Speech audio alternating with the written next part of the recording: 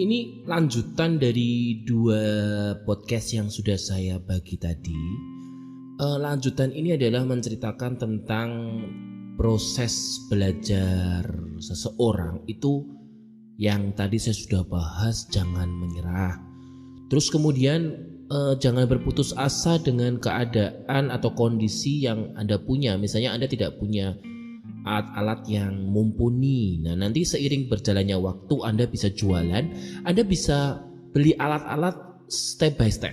Ya, jadi bisa menyicil lah bahasa ceritanya. Nah, saya ingin menceritakan tentang beberapa murid saya yang dari ada berapa lapisan ya. Jadi bisa dibilang saya pernah mengajar juga untuk Pemkot Semarang, untuk desa vokasi yang rata-rata yang saya ajarkan itu adalah maaf kata manula ya. Jadi lansia yang mungkin sudah di atas umur 60-70. Nah, di situ saya mengajar ada 50 orang dan sempat bingung sih waktu itu. Saya dikumpulkan di satu balai desa gitu di daerah kecamatan mana gitu, saya lupa, udah beberapa tahun yang lalu. Nah, di situ saya sudah memilih menu yang simple, menu yang gampang untuk saya ajarkan kepada mereka. Dan kebetulan saya disuruh praktek nih. Nah, ketika pemilihan menu pun saya mencoba memilih menu yang di Semarang itu bahan-bahannya mudah. Ya, jadi kita memilih menu dengan bahan dasar pisang. Karena siapa sih yang nggak suka pisang ya? Pisang juga ada di mana-mana. Terus kemudian jenis pisang tertentu bisa dibuat kolak, jenis pisang tertentu dibuat cake. Ada pisang yang dibuat isian roti manis seperti pisang raja, atau pisang kepok bibit yang bisa dibuat untuk isian pisang balen. Jadi pisang itu banyak ragamnya. Jadi ketika saya membuat pada saat itu getuk pisang, mereka sangat senang karena saya menggunakan kukusan. Jadi ketika saya menggunakan kukusan itu kan rata-rata semua orang punya kompor dan semua punya kukusan. Jadi seperti yang saya bilang tadi, tidak harus Anda punya oven.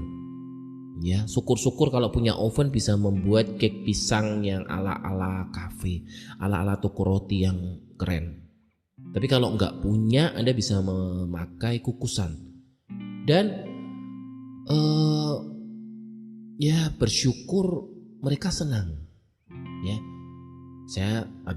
kenapa kok saya bilang saya pede mereka senang, karena setelah acara mereka mendatangin saya.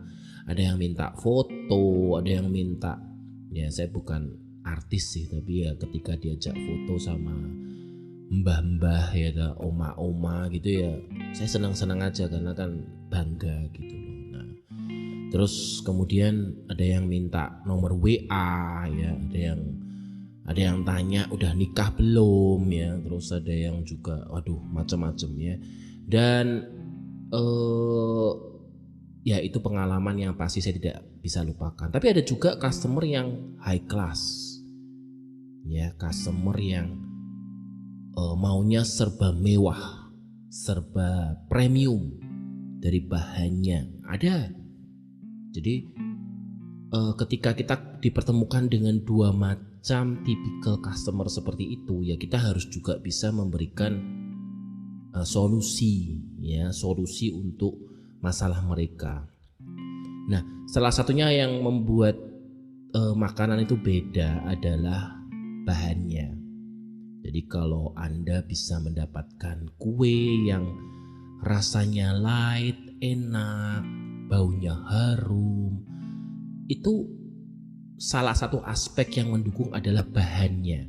Tapi jangan lupa, ketika bahan sudah bagus, teknik tidak tepat ya, bahan bagus, alat bagus, kursus bagus, tapi Anda tidak konsisten, Anda tidak pernah praktis, Anda tidak pernah latihan, ya hasilnya pasti akan biasa-biasa saja. Itu pasti.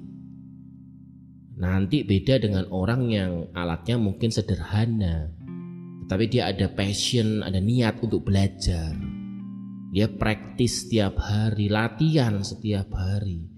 Kemudian setiap kali latihan dicatat nih kekuranganku apa, berani mencoba, berani memberikan tester kepada orang-orang yang ada di sekitar dia. Jadi lama-lama dia akan jadi lebih hebat, lebih pintar daripada orang pertama tadi, dijamin.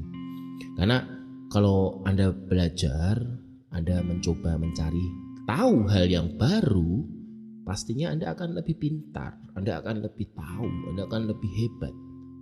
Ya, jadi pengalaman dalam membuat kue yang saya tahu adalah jangan pernah berhenti belajar, itu pasti. Tadi yang saya sudah bilang, berkreasilah, mencobalah dengan alat yang ada. Dan yang pasti coba cari pangsa pasar, segmen yang ingin Anda jual, yang ingin Anda ambil itu segmen yang mana. Ya Anda tidak bisa ngambil segmen semua segmen menengah ke atas, menengah ke bawah, menengah itu Anda mau ambil semua nggak bisa, kecuali Anda punya manajemen yang bagus. Kecuali Anda punya outlet yang mendukung untuk pangsa pasar atas ataupun bawah, itu nggak masalah. Tapi kalau Anda hanya sendirian, ya cobalah cari yang sesuai kemampuan Anda, sesuai modal Anda. Dan yang pasti Anda yakin nih, aku bisa bikin ini enak. Oh ya, satu lagi. Jadi ketika Anda membuat sesuatu makanan ya, jadi tolonglah kasih tester itu kepada 10 orang. Jangan kasih tester kepada pacar Anda, pasti dia bilang enak. Ya, 10 orang itu ada kasih tester, Anda cobain ini gimana nih rasanya. Nah, dari 10 itu ternyata yang ngomong enak 3. Yang ngomong gak enak 7. Ya berarti Anda harus merubah makanan itu, baik rasa ataupun bentuk ataupun apa. Karena yang ngomong enak cuma 3. Nah kalau yang ngomong enak 5, yang 6 perbandingannya cuma 1, ya Anda bisa kasih keputusan sendiri ini enak atau tidak. Ya jadi itu masih imbang lah seperti itu ya. Dan satu lagi, packaging itu penting. Ketika Anda menjual sesuatu, buatlah packaging itu semenarik mungkin ya, dan disesuaikan dengan budget Anda. Kadang ada makanan loh yang makanannya murah tapi packagingnya mahal, ada. Jadi dia bisa mendongkrak penjualan juga. Gak ada juga yang makanannya enak mahal tapi packagingnya kurang menarik, ada. Jadi dia juga kurang bisa mendongkrak ya. Tapi yang saya tahu kalau tipikal orang Semarang, gorengan yang murah harga 1.000 sampai 3.500 saja kalau dikasih koran ya tetap anget-anget dibeli ya toh. Karena ya itulah, kalau gorengan dikasih packaging yang mahal malah nggak laku gitu. Karena nanti nggak tahu itu memang harus pakai koran atau sekarang lagi tren malah pakai kertas coklat, masih oke lah, ada kertas lapisan atau daun masih oke. Oke, sekian bersama saya version 3 membahas tentang kursus bincang-bincang bersama Coconut. See you, dadah, bye bye, ciao.